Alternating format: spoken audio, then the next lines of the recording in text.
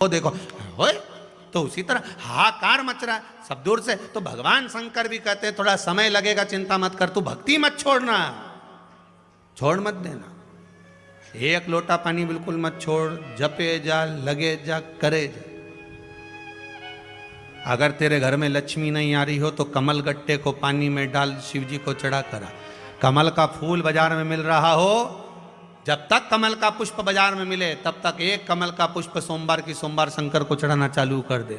सोमवार को नहीं चढ़ाए तो प्रदोष को चढ़ा, पर शंकर की भक्ति कर। और कमल का फूल ना मिले तो कमल गट्टा पानी में डाल, उस पानी को शंकर पर चढ़ा, पर चढ़ा देख, क्योंकि शिव के चरणों में रहने के लिए माता ख्याति ने लक्ष्मी देना चाहिए, और लक्ष्मी जी को भगवान शंकर ने नारायण को दे दिया।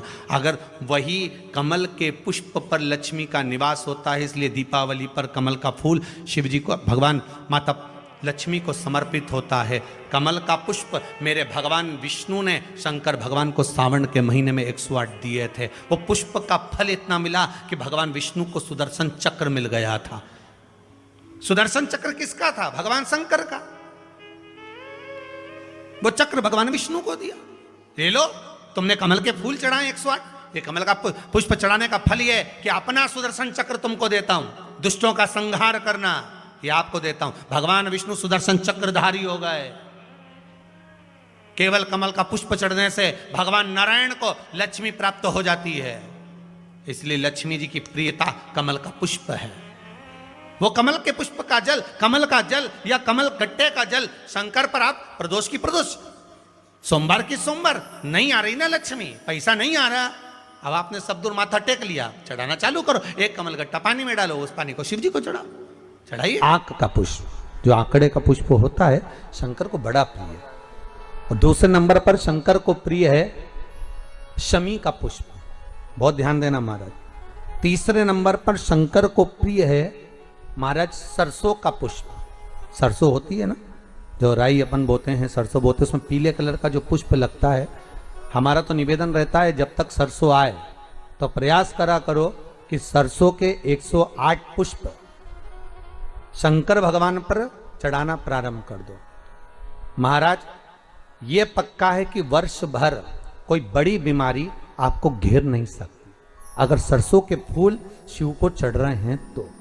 और प्रयास करना कि सरसों का जो पुष्प होता है, सरसों का जो फूल होता है महाराज, अगर कोई व्यक्ति को किडनी या लीवर से जुड़ी हुई कोई तकलीफ होती है, या किसी व्यक्ति का एक्सीडेंट हो गया होता है और उसका कोई अंग रह गया हो, कोई शरीर का कोई भाग रह गया और वो काम नहीं कर रहा हो, जैसे किसी के पांव रह जाते हैं एक्सीडेंट के बाद, किसी का हाथ रह जाता है, या कोई अंग काम नहीं कर रहा हो, वहाँ ब्लड पहुँच नहीं रहा हो, वो जगह एकदम सुन्न हो गई हो, खाली पड़ गई हो, तो उसके लिए शिव महापुराण की कथा कहती है कि सरसों के पुष्प 11 शंकर जी के राइट भाग में, जहाँ शिव जी के गण दरवाजे के द्वारपाल मणिभद्र जिस जगह पर निवास करते हैं, कौन निवास करते हैं? मणिभद्र। शंकर जी के दरवाजे के द्वारपाल हैं मणिभद्र जी। तो मणिभद्र दरवाजे के द्वारपाल में राइट भाग में मणिभद्र जी विराजते हैं। मतलब राइट भाग कौन सा हुआ? जब आप मंदिर से बाहर निकलेंगे तो राइट भाग, मंदिर में प्रवेश करेंगे जब राइट नहीं होना चाहिए, आप मंदिर से जब जाएं तो राइट भाग। मतलब आप मंदिर से राइट से जाएंगे तो शंकर जी का भी राइट हो जाएगा, क्योंकि शिव जी ऐसे बैठे हैं तो शंकर जी का भी राइट हो गया, देवता उनका भी राइट हो गया, तो राइट भाग सीधा हाथ मणिभद्र जी का स्थान। 11 सरसों के पुष्प मणिभद्र के उस द्वार पर आप रख दीजिए, और मणिभद्र के द्वार पर रखकर अंदर जाकर 108 वापिस जब आप बाहर निकल रहे हैं, ये पुष्प आप रखने के बाद एक बार बाहर जाएंगे, फिर वापिस आएंगे मणिभद्र के रखने के बाद, और अंदर जाकर 108 सरसों के पुष्प शंकर को समर्पित करेंगे महाराज। उस सरसों के पुष्प जो शिव जी को आप समर्पित कर रहे हैं उसको वापस लेकर आएंगे, श्री शिवाय नमस्तुभ्यम बोलकर उस सरसों के पुष्प को महाराज सरसों के तेल की बोतल में उसको डाल लीजिए। शंकर भगवान को किसी भी प्रदोष में, शाम के समय प्रदोष काल में उस तेल को वापस ले जाकर चढ़ा दीजिए शिव जी को, उसको वापस लेकर आ जाइए। उस तेल का प्रयोग आप नाभि में डालिए और जो शरीर काम नहीं कर रहा उस स्थान पर कम से कम 15 दिन 20 दिन तक उसकी मालिश करना प्रारंभ करिए। बाबा चाहेगा तो चलाने का प्रयास कर देगा और वो अंग वो शरीर काम करने लगेगा। मणिभद्र का स्मरण, श्री शिवाय नमस्तुभ्यम, सब बोलिए एक बार जमकर, श्री, अरे पहले बोल दिया, हमारे साथ तो बोलो, श्री शिवाय नमस्तुभ्यम। हार श्रृंगार का फूल भी कहते हैं, जिसको शिडली का फूल भी कहते हैं, पारिजात। हार, जितने लोग फेसबुक यूट्यूब पर कथा सुन रहे हैं वो भी इस पारिजात के फूल का दर्शन अवश्य करें। और एलईडियां लगी हुई हैं, उन पर भी आप आराम से पारिजात के फूल का दर्शन कर सकते हैं। पारिजात का पुष्प, हार श्रृंगार का फूल, ऊपर से सफेद, नीचे जो उसकी डंडी होती है वो थोड़ी नारंगी होती है, संतरे की कलर की होती है, नारंगी कलर। महाराज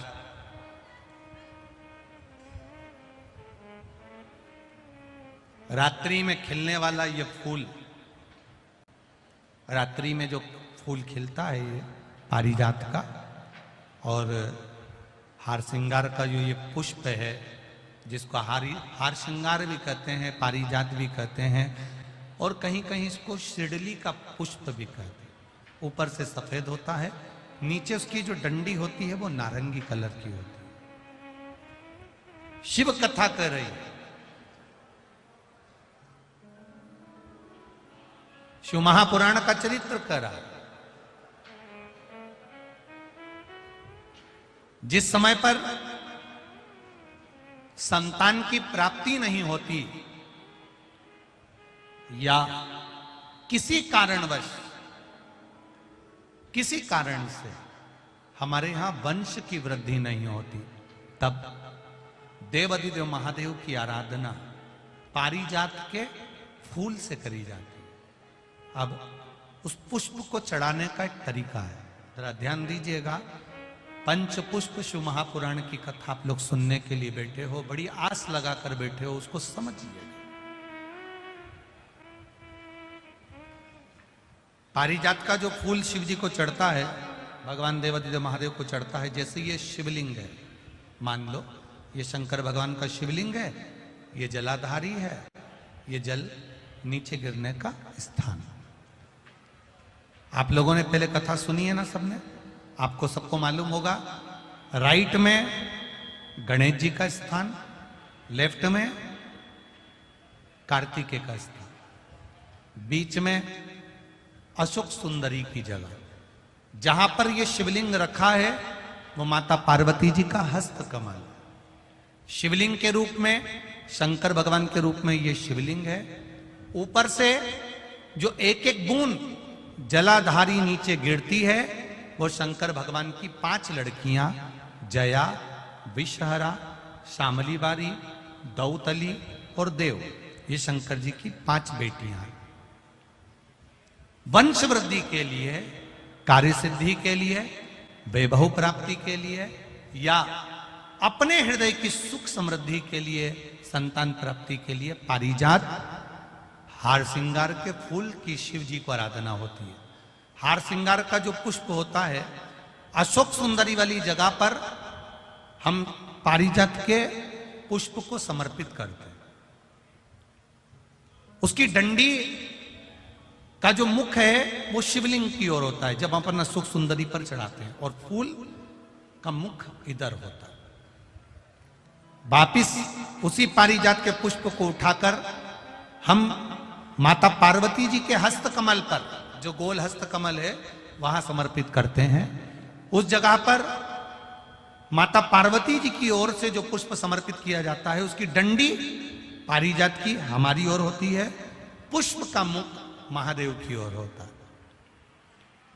तीसरी जगह जब हम पारिजात के पुष्प को अशोक सुंदरी पे से उठाकर जगत जननी के हस्त कमल पर रखते हैं, हस्त कमल पे से उठाकर देवादिदेव महादेव के शिवलिंग पर रखते हैं, उस समय पर पारिजात के पुष्प की डंडी शिवलिंग के ऊपर होती है और फूल का मुख अपनी ओर होता है।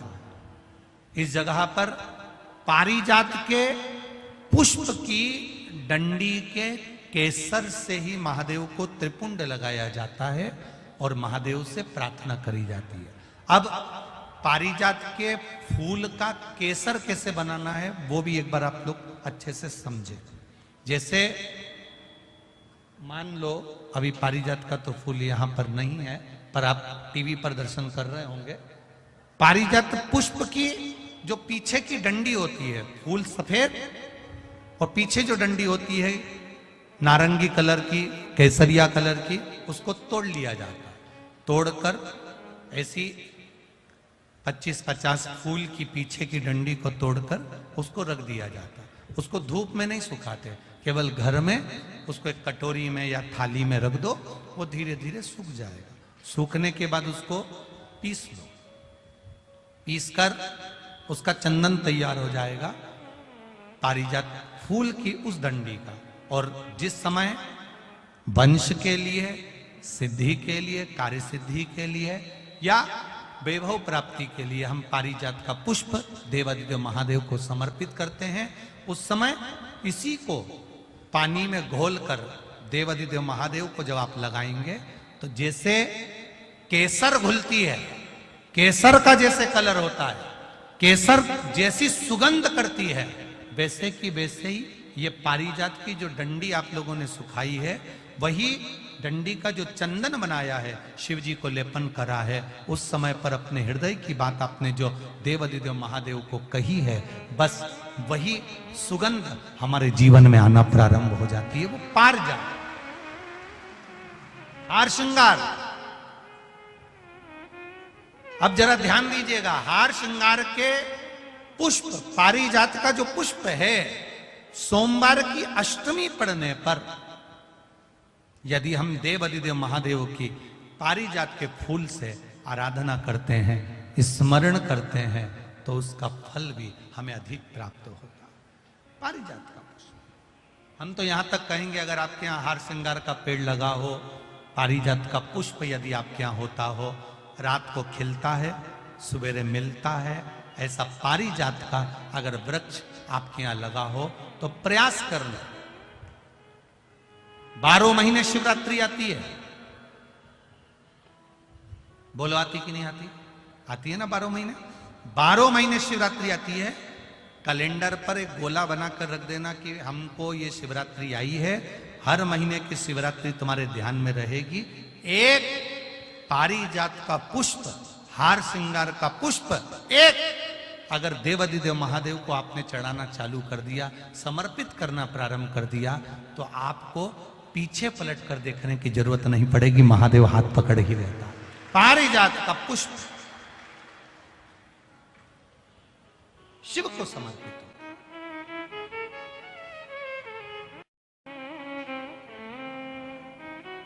सफेद कलर का पुष्प है, आप टीवी पर दर्शन कर रहे होंगे। केसरिया कलर की, नारंगी कलर की उसकी डंडी है, भगवान शिव को समर्पित पारिजात। जब हम देवादिदेव महादेव को जल समर्पित करते हैं, भगवान शंकर को जब हम जल चढ़ाते हैं, उस समय पर भी भगवान को, अगर तुम्हारे पास में थोड़ा सा पारिजात की जो डंडी है सुखाई है, आपने पारिजात फूल के नीचे की जो डंडी है उसको तुमने सुखाकर अगर चंदन बनाया है, तो वो चंदन आप प्रतिदिन भी देवादिदेव महादेव को समर्पित कर सकते हो। पारिजात पुष्प। एक बात और हमारे स्मरण में रहे,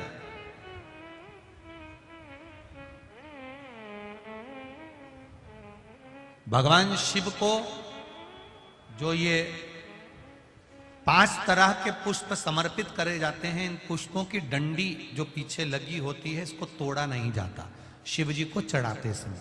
इसका स्मरण आपको रहे। ये शिवलिंग है, ये गोल जलाधारी है, ये सामने चरण है। करें दर्शन सबने। ये दो सामने जो चरण है, इसके बीच में सुख सुंदरी है। कभी कभी विशेष कोई अवसर आए,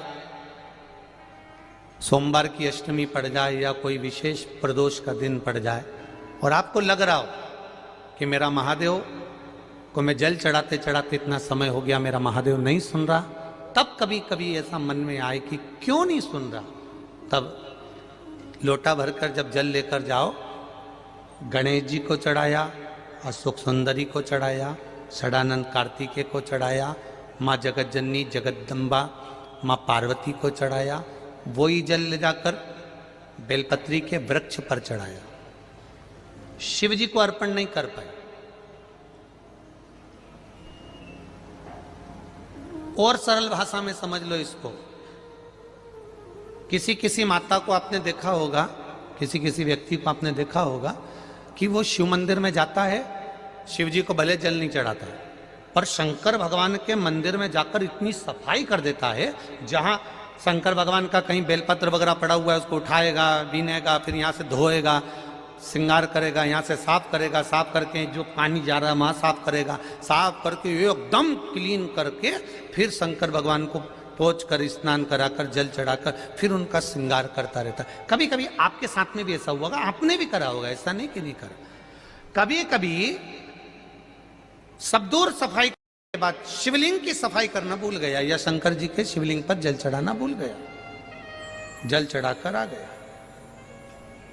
अब आ तो गया, पर चिंता देवादिदेव महादेव को लग गई। मेरा था, भक्त था, उपास करता था, शिवरात्रि का व्रत करता था, पशुपति व्रत करता था, सोमवार सावन के करता था, 16 सोमवार करता था, पर आज इसको ना जाने क्या हो गया कि ये मेरे ऊपर जल ना चढ़ाकर सब दूर जल चढ़ाकर चले गया।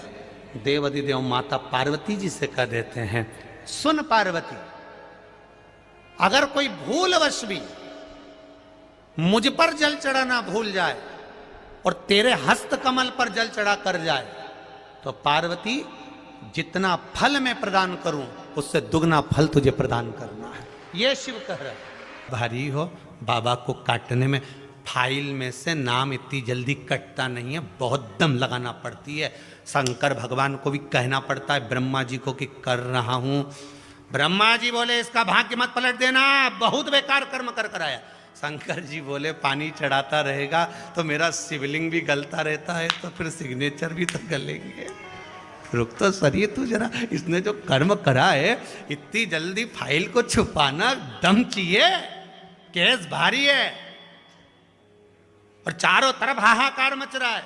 जो तुमने पूर्व में कर्म करा है वो कर्म तो तुमने ऐसा कर दिया, अपने को मालूम नहीं, पर जो कर्म कर कर आए हो उस कर्म का भोग तो मनुष्य के शरीर में भोगना है। पर सारे पाप तुम्हारे चारों तरफ से हाहाकार कर रहा है, ये पापी है, इसने ये करा, इसने वो करा, पूर्व में इसने ऐसा करा वैसा करा, तो अब इतनी हाहाकार मच रही है। अब देखो किसी व्यक्ति के लिए इतनी हाहाकार मचे तो लोग सोचे कि आखिर बात क्या है, तो वहां पर पहुंचे लोग बात करने के लिए, आखिर हुआ क्या, क्या हो गया, फिर फाइल देखो, ये देखो, वो देखो, होए तो उसी तरह हाहाकार मच रहा है सब दूर से। तो भगवान शंकर भी कहते हैं थोड़ा समय लगेगा, चिंता मत कर, तू भक्ति मत छोड़ना, छोड़ मत देना, एक लोटा पानी बिल्कुल मत छोड़, जपे जा, लगे जा, करे जा।